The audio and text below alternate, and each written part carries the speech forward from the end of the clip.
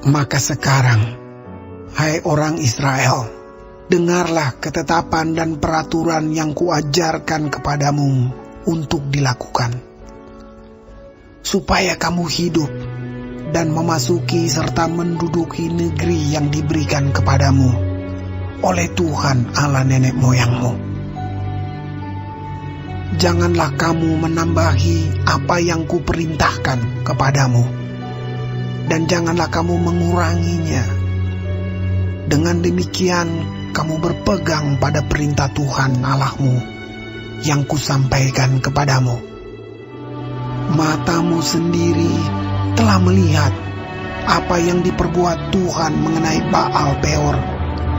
Sebab Tuhan Allahmu telah memunahkan dari tengah-tengahmu semua orang yang mengikuti Baal Peor.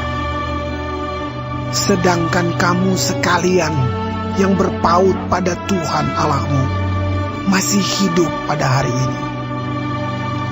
Ingatlah, aku telah mengajarkan ketetapan dan peraturan kepadamu, seperti yang diperintahkan kepadaku oleh Tuhan Allahku, supaya kamu melakukan yang demikian di dalam negeri yang akan kamu masuki untuk mendudukinya. Lakukanlah itu dengan setia, sebab itulah yang akan menjadi kebijaksanaanmu dan akal budimu di mata bangsa-bangsa, yang pada waktu mendengar segala ketetapan ini akan berkata, memang bangsa yang besar ini adalah umat yang bijaksana dan berakal budi. Sebab bangsa besar manakah yang mempunyai Allah yang demikian dekat kepadanya seperti Tuhan Allah kita setiap kali kita memanggil kepadanya? Dan bangsa besar manakah yang mempunyai ketetapan dan peraturan demikian adil seperti seluruh hukum ini yang kubentangkan kepadamu pada hari ini? Tetapi waspadalah dan berhati-hatilah, supaya jangan engkau melupakan hal-hal yang dilihat oleh matamu sendiri itu, dan supaya jangan semuanya itu hilang dari ingatanmu seumur hidupmu. Beritahukanlah kepada anak-anakmu dan kepada cucu cicitmu semuanya itu, yakni hari itu ketika engkau berdiri di hadapan Tuhan Allahmu di Horeb, waktu Tuhan berfirman kepadaku, suruhlah bangsa itu berkumpul kepadaku, maka aku akan memberi mereka mendengar segala perkataanku, sehingga mereka takut kepadaku selama mereka hidup di muka bumi, dan mengajarkan demikian kepada anak-anak mereka. Lalu kamu mendekat dan berdiri di kaki gunung itu, sedang gunung itu menyala sampai ke pusar langit dalam gelap gulita, awan dan kegelapan. Lalu berfirmanlah Tuhan kepadamu dari tengah-tengah api. Suara kata-kata kamu dengar, tetapi suatu rupa tidak kamu lihat, hanya ada suara. Dan ia memberitahukan kepadamu perjanjian yang diperintahkannya kepadamu untuk dilakukan, yakni ke-10 firman, dan ia menuliskannya pada 2 loh batu. Dan pada waktu itu aku diperintahkan Tuhan untuk mengajarkan kepadamu ketetapan dan peraturan, supaya kamu melakukannya di negeri kemana kamu pergi untuk mendudukinya. Hati-hatilah sekali, sebab kamu tidak melihat sesuatu rupa pada hari Tuhan berfirman kepadamu di Horeb dari tengah-tengah api, supaya jangan kamu berlaku busuk dengan membuat bagimu patung yang menyerupai berhala apapun, yang berbentuk laki-laki atau perempuan, yang berbentuk binatang yang di bumi, atau berbentuk burung bersayap yang terbang di udara, atau berbentuk binatang yang merayap di muka bumi, atau berbentuk ikan yang ada di dalam air di bawah bumi. Dan juga supaya jangan engkau mengarahkan matamu ke langit, sehingga apabila engkau melihat matahari, bulan dan bintang, segenap tentara langit, engkau disesatkan untuk sujud menyembah dan beribadah kepada sekaliannya itu, yang justru diberikan Tuhan Allahmu kepada segala bangsa di seluruh kolong langit sebagai bagian mereka. Sedangkan Tuhan telah mengambil kamu dan membawa kamu keluar dari dapur peleburan besi, dari Mesir, untuk menjadi umat miliknya sendiri, seperti yang terjadi sekarang ini. Tetapi Tuhan menjadi murka terhadap aku oleh karena kamu, dan Ia bersumpah bahwa aku tidak akan menyeberangi sungai Yordan dan tidak akan masuk ke dalam negeri yang baik yang diberikan Tuhan Allahmu kepadamu menjadi milik pusakamu. Sebab aku akan mati di negeri ini dan tidak akan menyeberangi sungai Yordan, tetapi kamu akan menyeberanginya dan menduduki negeri yang baik itu. Hati-hatilah supaya jangan kamu melupakan perjanjian Tuhan Allahmu yang telah diikatnya dengan kamu, dan membuat bagimu patung yang menyerupai apapun yang oleh Tuhan Allahmu dilarang kau perbuat. Sebab Tuhan Allahmu adalah api yang menghanguskan, Allah yang cemburu. Apabila kamu beranak cucu dan kamu telah tua di negeri itu, lalu kamu berlaku busuk dengan membuat patung yang menyerupai apapun juga, dan melakukan apa yang jahat di mata Tuhan Allahmu, sehingga kamu menimbulkan sakit hatinya, maka aku memanggil langit dan bumi menjadi saksi terhadap kamu pada hari ini, bahwa pastilah kamu habis binasa dengan segera dari negeri kemana kamu menyeberangi sungai Yordan untuk mendudukinya. Tidak akan lanjut umurmu di sana, tetapi pastilah kamu punah. Tuhan akan menyerahkan kamu di antara bangsa-bangsa, dan hanya dengan jumlah yang sedikit kamu akan tinggal di antara bangsa-bangsa kemana Tuhan akan menyingkirkan kamu.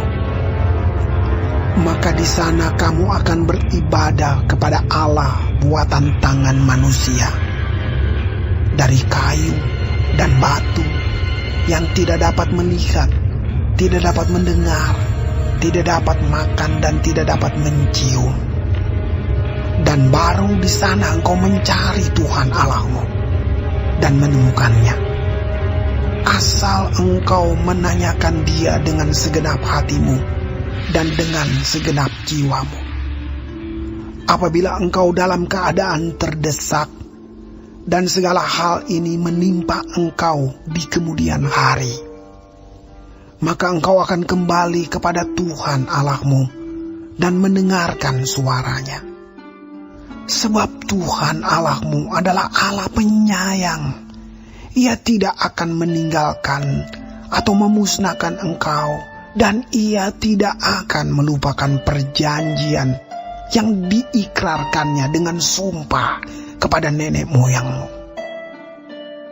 Sebab cobalah tanyakan dari ujung langit ke ujung langit tentang zaman dahulu yang ada sebelum engkau.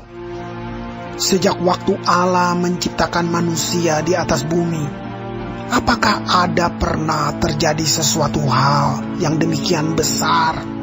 Atau apakah ada pernah terdengar sesuatu seperti itu?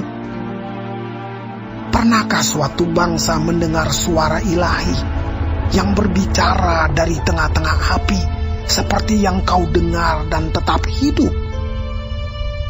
Atau pernahkah suatu Allah mencoba datang untuk mengambil baginya suatu bangsa dari tengah-tengah bangsa yang lain dengan cobaan-cobaan, tanda-tanda serta mujizat-mujizat dan peperangan dengan tangan yang kuat dan lengan yang teracung dan dengan kedahsyatan-kedahsyatan yang besar seperti yang dilakukan Tuhan Allahmu bagimu di Mesir di depan matamu.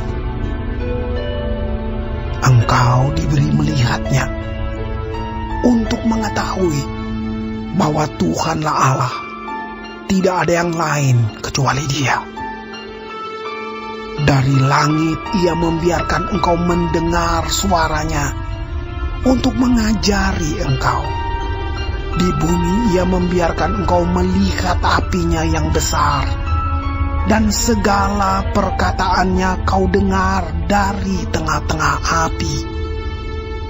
Karena Ia mengasihi nenek moyangmu dan memilih keturunan mereka, maka Ia sendiri telah membawa engkau keluar dari Mesir dengan kekuatannya yang besar, untuk menghalau dari hadapanmu bangsa-bangsa yang lebih besar dan lebih kuat daripadamu, untuk membawa engkau masuk ke dalam negeri mereka dan memberikannya kepadamu menjadi milik pusakamu, seperti yang terjadi sekarang ini.